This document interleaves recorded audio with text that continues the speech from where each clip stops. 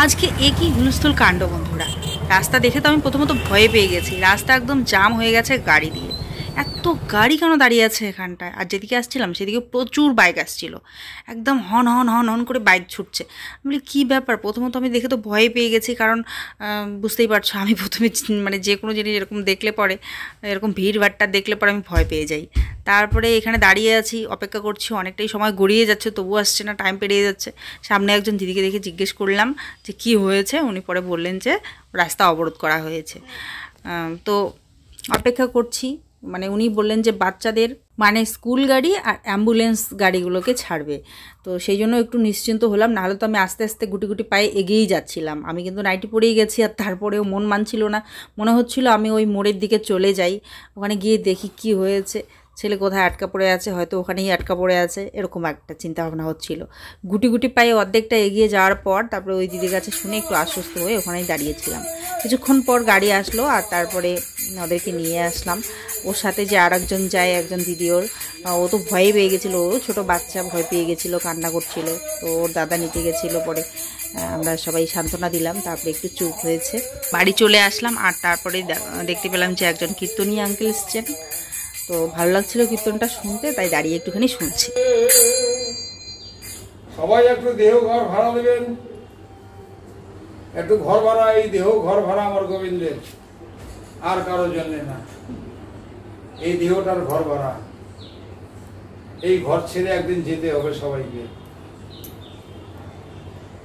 দেহ ঘর ভাড়া কেউ দেয়, কেউ দেয় না, তাই তারা অঘটনে চলে যায় রাস্তায় ঘাটে। যারা গোবিন্দর ঘর ভাড়া দেয় না তারা স্টোভ ভাড়া, তারা রাস্তায় ঘাটে প্রণাম করে। কেন প্রণাম করে আমরা শাস্ত্র গ্রন্থ হাতে দেখি কেন মানুষের অঘটন ঘটে। এই যে মানুষ ছোট বড়কে মানে না, মা বাবাকে তো মানে না, বড় ভাইকে দাম দেয় না, অন্যায় এগুলোর অঘটন ঘটবে না কার ঘটবে? ধর্মের গোড়াটাই নষ্ট করে ফেলায় ছেলে সন্তান মেয়েরা, তাই তো তাদের অঘটন। কি করলাম? কথা বলি, গান গাই, বলে মানুষও হইয়া জন্ম লইয়া মানুষের করিলেন কি?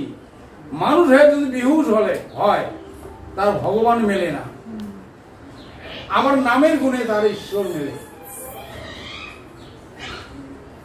এই জন্য মানুষকে সম্মান, শুদ্ধ সম্মান দিয়ে কথা বলা ধর্ম। আর সাধুগুরু বৈষ্ণবকে ভিখারিকে আঘাত করলে এর মতো আর পাপিষ্ট আর পৃথিবীতে নাই, তার অঘাটে মরণ। একটাই মনে রাখবেন, মোর মতো ভিখারিক যারা অপমান করবেন, যারা আঘাত দিবেন, তারা তিলে তিলে এবার মরবেন। এটাই ভগবান বলল। আশ্রম করে আশ্রম, তোমরা আশ্রম করবে, আশ্রমটা মুই খুঁজিবার দোষণ তো মোর আশ্রম মুই নিজে খুঁজিবার না। মুই হালবা, মোর বেটা বড় ম্যাজিস্ট্রেট, হাকিম, কে মুই তো বড়, তাই না? মুই বাপ জন্ম দিলাম, কিন্তু বেটার সাথে মতন না, এটা মায়া জগতে।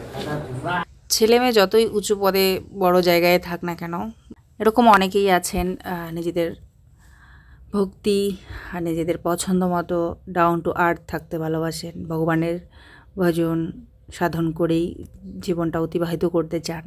তো সেটা খুবই ভালো, আর একান্ত তাদের ইচ্ছে, তাই না? ভালো লাগলো ওনার সঙ্গে কথাবার্তা বলে, কীর্তনও শুনলাম, খুব ভালো লাগলো। মাঝে মধ্যে কীর্তন শুনতে পেলে খুব ভালো লাগে আর কি। তো চলো এবারে উপরে যাওয়া যাক। শুনুর হয়তো খিদে পেয়ে গেছে, যেহেতু আজকে গাড়িটা অনেকটা লেট করে আসলো, অনেকটা বেলা হয়ে গেছে আস্তে আস্তে। আজকে আবার একটা ব্যাচ দিয়েছে ওকে, দেখো এই যে সামনেই তো 15ই আগস্ট আসছে, সেদিনকে পড়তে পারবে। দেখো এক একজন এক এক রকমভাবে আমরা ভগবানের সাধনা করি, সেটা সবারই একদম একান্ত নিজস্ব ব্যাপার, নিজস্ব পছন্দ। তো চাইলে তোমরা সেইভাবেও করতে পারো, আবার চাইলেও কর্মের মাধ্যমে ঘরে বসেও করতে পারো। যেমন দেখো এই জেঠু ওনারাও কিন্তু ওই বাড়িতেই যে গোবিন্দ মূর্তি রেখেছেন সামনে মন্দিরে, তো ওনারাও সকালবেলা উঠেই পূজা প্রার্থনা এগুলো কিন্তু করেন। তো ভগবানকে যেভাবেই ডাকবে সেভাবেই পাবে, শুধু ধরনটা আলাদা হয়, এক একজনের এক এক রকম হয়। কিন্তু মন থেকে ডাকলে ভগবান সবার কাছেই ধরা দেন, তাই না? ভগবানকে হয়তো চোখে দেখতে পারি না, কিন্তু অনুভব ঠিক করতে পারি আমরা। বিপদে আপদে উনি আমাদের ভরসা, আমাদের শক্তি হয়ে দাঁড়ান আমাদের পাশে। মন থেকে ডাকলে ওনাকে সত্যি সমস্ত রকম বিপদ থেকে উদ্ধার হওয়া যায়, যেটা আমি আমার জীবন দিয়ে অনুভব করেছি অনেক সময়।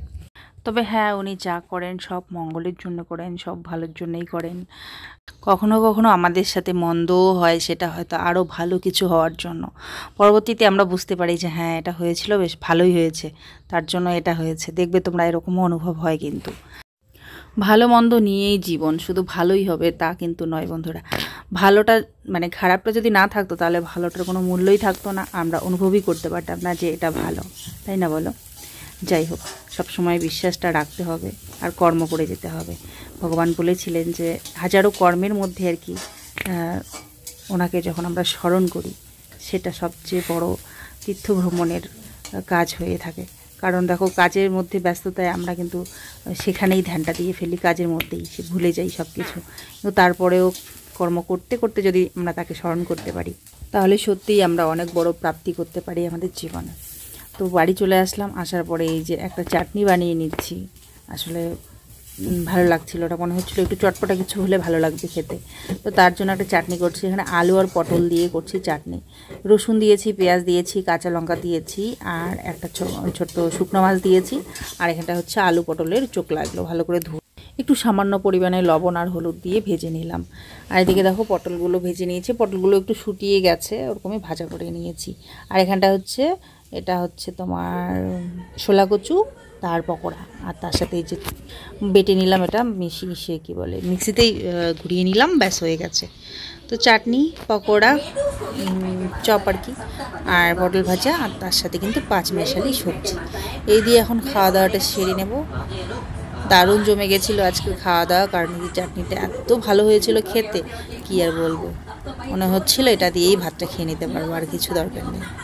আর পকোড়াটাও খেতে কিন্তু দারুণ হয়েছিল। এই যে শোলা কচুর চপটা দারুণ হয়েছিল খেতে। আমি যেহেতু আতপ চাল ছিল না, আমি নর্মাল চাল ভিজিয়ে রেখেই করেছি, তারপরেও মন্দ হয়নি। আতপ চাল হলে একটু অন্যরকম আরও বেশি টেস্টি হতো, তবুও খারাপ হয়নি, এটা ভালোই হয়েছে খেতে। আতপ চাল এতদিন প্রচুর ছিল, কিন্তু কতদিন আর রাখবো, ওগুলো থাকতে থাকতে না পোকা ধরে যাচ্ছিলো, সেই জন্য ওগুলো খেয়ে ফেলেছি, খিচুড়ি করে খেয়ে ফেলেছি। সোনু পাপা যখন আসলো ওর জন্যই রেখেছিলাম আসলে, যে ও আসলে পরে খিচুড়ি বানিয়ে দেবো। এই চালের খিচুড়ি ভালো হয় আর ও খিচুড়ি ভালোবাসে, তাই রেখেছিলাম। অনেকদিন থাকতে থাকতে একটু পোকা ধরছিলো, তো এই রোদ্রে দিয়ে ওটা খিচুড়ি বানিয়ে খেয়ে নেওয়া হয়ে গেছে। ওই হাতে পোকাগুলো হয়ে যায় আর কি। তো এই যে সোনুকে খাইয়ে দিতে চাচ্ছি, ও বলছে খাবে না। ভাত খাবি না? তারপরে কিছুক্ষণ পর আবার বলছে যে হ্যাঁ খাবো, তারপরে আবার ওকে দিলাম, তখন খেলো। এরকমই করে, স্কুলে খেয়ে আসে না, ছুটি হওয়ার আগে আগে যেহেতু খায়, তাই এসে একটু কোনো দিন এরকম করতে থাকে, খাবো না। আর এইভাবে চোকলা দিয়ে, পটল চোকলা দিয়ে বা আলু চোকলা দিয়ে যারা চাটনি খাওয়াবে অবশ্যই একবার ট্রাই করে দিন। রসুন, পেঁয়াজ, লঙ্কা, লবণ, হলুদ দিয়ে ভেজে, একটা শুকনো মাছও দিতে পারো ওখানটায় যারা খাও, দিয়ে ভেজে বানিয়ে দেখো, এত টেস্টি হয় খেতে, মানে ওটা দিয়ে এক থালা ভাত খেয়ে নেয়। আর প্রায় সবজিরই কিন্তু, সবজির থেকে চোকলার যে নিচের অংশ, চোকলার মধ্যেই কিন্তু বেশিরভাগ ভিটামিনগুলো থাকে আর কি। চলে আসছিলাম আজকে বাজারে, আর বাজার সেরে এই যাওয়ার পথে সোনু বলছে ও এগরোল খাবে, তাই ওকে একটা এগরোল দিলাম। একটুখানি ও আমাকে খাওয়ালো যে একটু খেয়ে দেখো। খেলাম, বেশ টেস্টি লেগেছে, তাই একটা নিয়েও আসলাম বাড়িতে খাবো বলে। এবারে খাওয়া দাওয়াটা সেরে নেব। দিদি দিয়েছিল পুঁটি মাছ দিয়ে কচুর ঝোল, কচুর তরকারি, আর দিয়েছে হচ্ছে ঢেঁকি শাক ভাজা। এই দিয়ে খাবারটা খেয়ে নেব। আর আমি রান্না করেছি আজকে মাংস, চিকেন। তো আমিও দিদিকে চিকেন দিয়ে আসবো, আর তারপরে আমরাও খাবো পরে। আমিও ঢেঁকি শাক নিয়ে এসেছি, আজকে বানাইনি, কালকে বানাবো। ঢেঁকি শাক ভাজা খেতে আমার খুব ভালো লাগে, কিন্তু কি বলো তো, ঢেঁকি শাক খেলে নাকি ব্যথা বাড়ে, সেই জন্য সেই ভয়ে আর খাই না, আনি না। কিন্তু কেউ বানিয়ে দিলে খাই। আর আমি অনেক দিন পর আজকে নিজে নিয়ে আসলাম ভয় করে। তো ভাবি যে চলো, ব্যথার ভয়ে কি আমি পছন্দের খাবারগুলো একদিনও খাবো না, তাই অনেক দিন পর আজকে নিয়ে এসেছি। চলো এই যে চিকেনটা দিয়ে আসি। আজকে একটু দেখো তেল দিয়ে জমিয়ে কষিয়ে বানিয়েছি। আমি তো সবসময় সিম্পলেই বানাই, তেল মশলা একটু কম দিয়েই।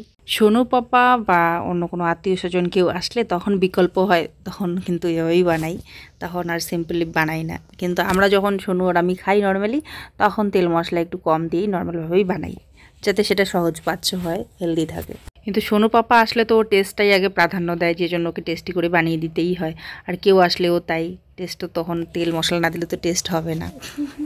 কেন দেখো কি করছিস তুই? ডক্টর ডিগ্রি, ওই দেখো ডক্টর ডিগ্রি করছে, ইউটিউবে ভিডিও দেখার ফল।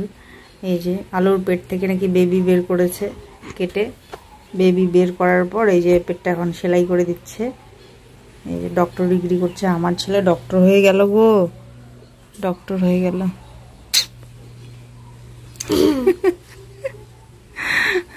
কি সৌভাগ্য আমার, আমার ছেলে ডক্টর হয়ে গেছে। ডক্টর হতে গেলে কত পড়াশোনা করতে হয় জানো, অনেক অনেক।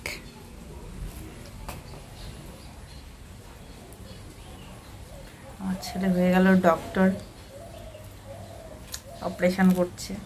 দেখো পেটটা কি কেটে গেল। কোথায় দেখেছো তুমি এটা? ভিডিওতে? কতগুলো বের করে, যেমন টমেটো। টমেটোরও বেবি হয়? আরে না, এটা শুধু এই যে বীজ বানানোর জন্য মোবাইল দেখায়। ও সেটা বুঝে গেছো। চলো আজকে তাহলে আসছি বন্ধুরা, সবাই খুব ভালো থেকো, সুস্থ থেকো, আবার দেখা হবে কালকে একটা সুন্দর ব্লগের সঙ্গে, তাই না? পরে দেখা হবে। চ্যানেলে নতুন হয়ে থাকলে চ্যানেলটাকে সাবস্ক্রাইব করে পাশে থেকো, আর ভিডিওটা ভালো লাগলে লাইক করো একটা। বাই, অসংখ্য ধন্যবাদ ভিডিওটা দেখার জন্য। অসংখ্য অসংখ্য অসংখ্য ধন্যবাদ।